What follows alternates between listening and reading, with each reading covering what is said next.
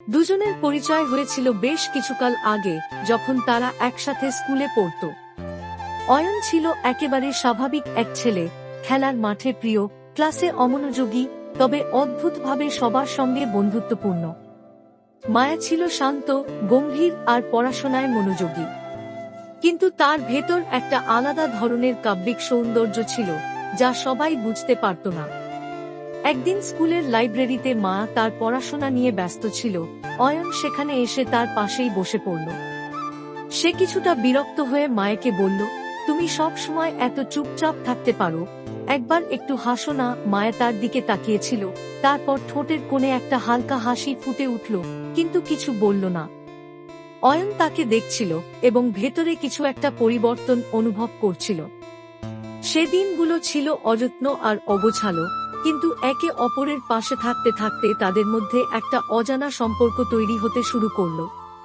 প্রথমে সেটা ছিল বন্ধুত্ব, পরে সেই বন্ধুত্ব ধীরে ধীরে ভালোবাসার দিকে যেতে শুরু করল। তবে দুজনেই নিজেদের অনুভূতি স্বীকার করতে পারছিল না। অয়ন ভাবত, সে যদি আমাকে পছন্দ না করে তবে কি হবে। মায়াও ভেতরে ভেতরে অয়নকে ভালোবাসত, তবে তাকে প্রকাশ করতে ভয় পেত। সে জানত অয়ন অন্যদের মত ছেলেরা, তার কাছে প্রেমের ব্যাপারটা হয়তো গম্ভীর নয়। কিন্তু সত্যি বলতে, তাদের মধ্যে এক অদ্ভুত অনুভূতি ছিল, যা একদিন এক জায়গায় গিয়ে থেমে যায়। কিছুদিন পর মায়া যখন বাড়ি ফিরে যাচ্ছিল, অয়ন হঠাৎ তার সামনে এসে দাঁড়াল। মায়া অবাক হয়ে তাকে দেখল। অয়ন কিছুটা অস্থির হয়ে বলল, মায়া, আমি জানি এটা খুব অপ্রত্যাশিত, কিন্তু আমি তোমাকে বলতে চাই, আমি তোমাকে ভালোবাসি। আমি জানি না তুমি কি ভাববে, তবে আমি আর নিজের মনের কথা চেপে রাখতে পারছি না। মায়া তার দিকে তাকিয়ে থাকল। তার মনের মধ্যে এক অদ্ভুত প্রশান্তি আসল। সে ধীরে ধীরে বলল, অয়ন, আমি জানি তুমি আমাকে ভালোবাসো। আমি আমি তোমাকে ভালোবাসি, কিন্তু আমি তোমার মধ্যে যে ভালোবাসা দেখি, তা আমার চোখে অন্যরকম কিছু। তোমার মধ্যে এক গভীরতা আছে, যা আমি বহুদিন থেকে অনুভব করছি। অয়ন অবাক হয়ে মায়ের দিকে তাকাল। মায়ের কথা শোনার পর তার ভেতরে যেন এক নতুন শক্তি জেগে উঠল। তার মনে হলো এই মুহূর্তে সে সবকিছু হারিয়ে ফেলতে পারত, কিন্তু মায়ের সাথে থাকলেই সবকিছু পূর্ণতা পেত। তার হাত মায়ের হাতের মধ্যে হারিয়ে যেতে লাগলো, এবং তারা একে অপরকে অবিশ্বাস্য এক পৃথিবীতে হারিয়ে গেল। তারপর তাদের সম্পর্কের দিনগুলো শুরু হলো।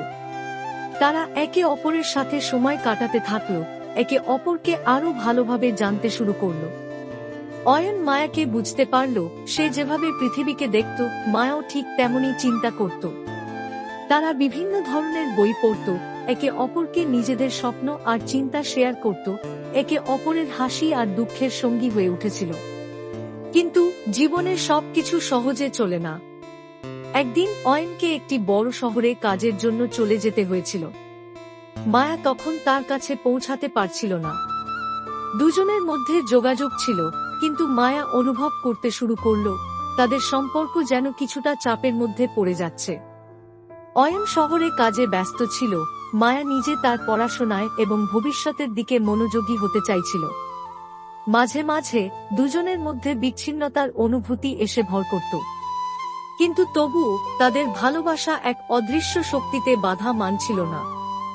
মায়া একদিন অয়নকে ফোন করে বলল, অয়ন, আমি জানি আমাদের মধ্যে কিছু পরিবর্তন এসেছে, কিন্তু আমি জানি আমাদের ভালোবাসা আসল, আর তাতে কোন কিছুই বাধা হয়ে দাঁড়াতে পারবে না। অয়ন কিছুক্ষণ চুপ হয়ে গেল, তারপর বলল, মায়া, আমি জানি আমরা একে অপরের কাছে আছি। আমাদের ভালোবাসা ঠিক মতো কাজ করবে, কারণ আমরা একে অপরের মধ্যে একটা অদ্ভুত মেলবন্ধন অনুভব করি। অয়ন ও মায়ার সম্পর্কের গল্পটা শুধু তাদের ভালোবাসার নয়, বরং একে অপরকে বুঝতে শেখার, সময়কে গুরুত্ব দেওয়ার এবং একে অপরকে সম্মান করার গল্প। তারা বুঝে গিয়েছিল যে ভালোবাসা শুধু রোমান্টিক নয়, বরং একজন মানুষের আত্মাকে অন্তর থেকে গ্রহণ করার একটি অনুভূতি। এরপর তাদের মধ্যে সম্পর্ক আরো শক্তিশালী হতে শুরু করল। তারা যখন একে অপরের সাথে ছিল, তখন তাদের পৃথিবীটা